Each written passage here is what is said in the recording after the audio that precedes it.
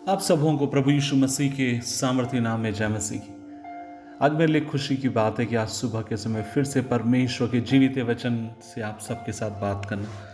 आज के मनन का भाग हमने लिया है जो आपको मुझे मिलता है भजन संहिता 28 और उसकी 1 से लेकर आप और मैं दे सकते हैं। उसमें 9 आयतें और पूरी मैं नहीं पढ़ूंगा, लेकिन मैं उसके कुछ खास भागों को मैं पढ़ना चाहता हूँ। उसके 2 पद को 1 और 2 में पढ़ूंगा। और लिखा है भजन सैम्स नंबर 28 फ्रॉम 1 to 2। लिखा है, यहोवा मैं तुझी को पुकारूंगा, हे मेरी चट्टान मेरी सुनी अनसुनी ना कर। कहीं ऐसा ना हो कि तेरे चुप रहने से मैं कब्र में पड़े हुए के समान हो जाऊं जो मृतक लोक में चले गए। जब मैं तेरी दुहाई दूं और तेरे पवित्र स्थान की भीतरी कोठरी की ओर अपने हाथ उठाऊं तो मेरी गिड़गिड़ाहट को सुन ले। अजीजों, आप और मैं दाऊद के इस भजन को सुनते हैं। ये भजन है, ये गीत है। जैसे आज हम अलग अलग गीतों को सुनते हैं, ये हजारों साल पहले परमेश्वर की महिमा के लिए रचे गए लिखे गए गीत हैं। और जब आप और मैं दाऊद के इस गीत को सुनते हैं, हम ये बात को देखते हैं और वो ये है, वो एक छुटकारे की प्रार्थना कर रहा है और वो परमेश्वर से मदद मांग रहा है। वह परमेश्वर से कह रहा है कि प्रभु तू अपनी दया मुझ पर दिखा, तेरा अनुग्रह तू मुझ पर होने दे। खुदावन, जब तू तेरा अनुग्रह तू मुझ पर करेगा तब मैं क्या कर लिया जाऊंगा परमेश्वर, तब मैं बचा लिया जाऊंगा। और आप और मैं देखते हैं उसकी 1 और 2 आयत में वो परमेश्वर से गिड़गिड़ा रहा है, परमेश्वर से रो रहा है, कह रहा है कि परमेश्वर आप मेरी मदद करिए, आप मुझे छुड़ाइए। लेकिन आप और मैं जब उसकी 6 और 7 आयत में देखते हैं, हम यहाँ पर पाते हैं और वो ये है कि दाऊद ऐसे समय कहता है, 6 और 7 आयत में लिखा है, यहोवा धन्य है क्योंकि उसने मेरी गिड़गिड़ाहट को सुना है। यहोवा मेरा बल और मेरी ढाल है, उस पर भरोसा रखने से मेरे मन को सहायता मिलती है। इसलिए मेरा हृदय प्रफुल्लित है और मैं गीत गाकर उसका धन्यवाद करूंगा। और आप और मैं देखते हैं बहुत लंबे समय के बाद नहीं, लेकिन थोड़े ही समय के बाद 6 और 7 पद में वो अपने खुशी को परमेश्वर के प्रति जाहिर करता है।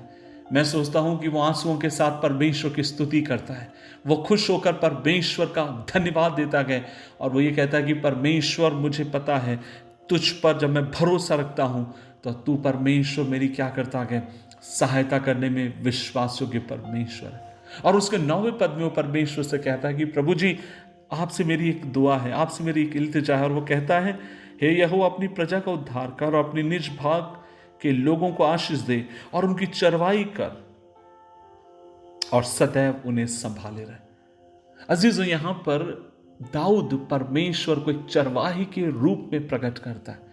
वो कहता है, यद्यपि मैं निराश हूं, यद्यपि मैं हताश हूं, हाँ मैं रो रहा हूं, मैं छुटकारे के लिए परमेश्वर से मांग रहा हूं, लेकिन कुछ देर के बाद वो अपने प्यार को परमेश्वर के प्रति इजहार करता है और फिर वो कहता है, मुझे पता है यहोवा मेरा चरवाहा है। यहोवा ऐसा चरवाहा है जो हमें हमारी अगुवाई करने के लिए वह विश्वास योग्य परमेश्वर है। अजीजों, क्या आप इसी बात को भजन संहिता 23 में नहीं पाते? क्या आप इसी बात को आप यूहन्ना 38 सुसमाचार अध्याय 10 उसके 10 और 11 पद में नहीं पाते, जहां यीशु ने कहा कि अच्छा चरवाहा मैं हूं और जो अपने भेड़ों के लिए अपने प्राण को देता है। आज इस सुबह के समय मैं आपसे कहना चाहता हूं, आप दर्द में होंगे, आप आंसुओं में होंगे, आप जीवन के नाना प्रकार की चिंताओं में और संघर्ष आप होकर जा रहे होंगे, लेकिन याद रखिए, आप प्रभु की उपस्थिति में रोते हुए आए हैं, लेकिन आप प्रभु की उपस्थिति में जब पहुंच जाते हैं तो आनंद के साथ और भक्ति के साथ आप प्रतिवाद करिए। और लेकिन जब आप अपनी प्रार्थनाओं को खत्म करते हैं, उससे पहले कि आप उठें, इस विश्वास के साथ उठिए जैसे एक चरवाहा अपनी भेड़ों की रखवाली करता है, आपका परमेश्वर आपकी रखवाली करेगा। अजीजों, मैं आपसे कहना चाहता हूं कि परमेश्वर का वचन कहता है कि वो अपने लोगों का परमेश्वर है। जब हम उसके ऊपर भरोसा रखते हैं, वो हमें बचाने के लिए विश्वास योग्य है, क्योंकि प्रभु अपने बल के द्वारा आपको मुझे बचाने के लिए सामर्थी परमेश्वर है। वो हमारे संग रहता है, इसलिए बाइबल कहती है क्योंकि वो मेरे संग है इसलिए मैं किसी बुराई से नहीं डरूंगा। भजन संहिता 23 उसके 4 पद में आप और मैं देखते हैं। और फिर वो ये कहता है कि वो मुझे शैतान के फंदों से बचाने वाला मेरा परमेश्वर है। आज सुबह के समय ये वचन आपके दिलों से बात करने पाए, मेरे भाई मेरी बहन, जिस संघर्ष और जिस आंसुओं के दौर से तू होकर जा रहा है, जिस तकलीफ से तू होकर जा रहा है, हाँ तू प्रभु की उपस्थिति में आया है ढेर सारे अपने बर्डन और ढेर सारे अपनी बोझों को लेकर, लेकिन जब तू प्रभु की उपस्थिति में, जब तू उसकी भक्ति में, आनंदित हो जा और इस विश्वास के साथ प्रभु की उपस्थिति से उठ, तेरा परमेश्वर चीजों को संभालने वाला और रक्षा करने के लिए विश्वास योग्य परमेश्वर है। वह तुझे संभालेगा, तेरी रक्षा करेगा, वो तेरे संग संग चलेगा, वह तुझे कभी अकेला ना छोड़ेगा, मार्ग में तुझे कभी ना छोड़ेगा, वरन वह तेरे संग संग चलने वाला खुदा है। बाइबल कहती है जन्माने वाली माँ हमें छोड़ सकती है, अपने सगे में भूल सकते हैं, लेकिन परमेश्वर हमें कभी ना छोड़ेगा। काफ़ी साल पहले की बात है, एक पिता, जब मैं कानपुर में था, एक चर्च का पासबान था, और एक पिता मेरे पास रोते हुए आया। उसके पास 3 बच्चे थे, मेरे ख्याल से एक बच्चा 7 साल का, दूसरा बच्चा 5 साल का, और छोटा बच्चा अगर मैं सही हूँ तो लगभग 1 साल का या 6 महीने का कुछ होगा, और वो गोदी में लेकर आया।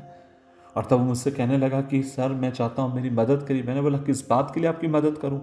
और तब वो मुझसे कहने लगा इन बच्चों की माँ बच्चों को, सबसे छोटे बच्चों को जन्म देने के कुछ महीने मेरे संग रही, और फिर एक दिन वो फरार हो गई, कहीं और चली गई अपने प्रेमी के साथ। आप मेरे बच्चों के लिए क्या कुछ कर सकते हैं? तब मैंने कोशिश करी, मेरे एक मित्र के वो एक हॉस्टल चलाता है बच्चों का, मैंने सोचा उसमें मैं डाल दूँ।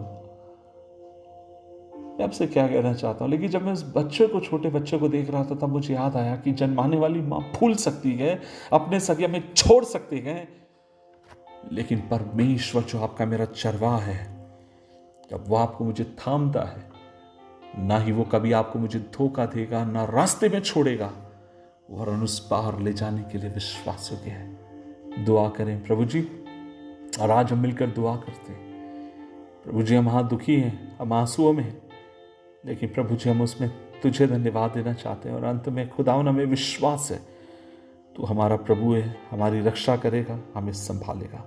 यीशु के नाम में आमीन, आमीन, आमीन।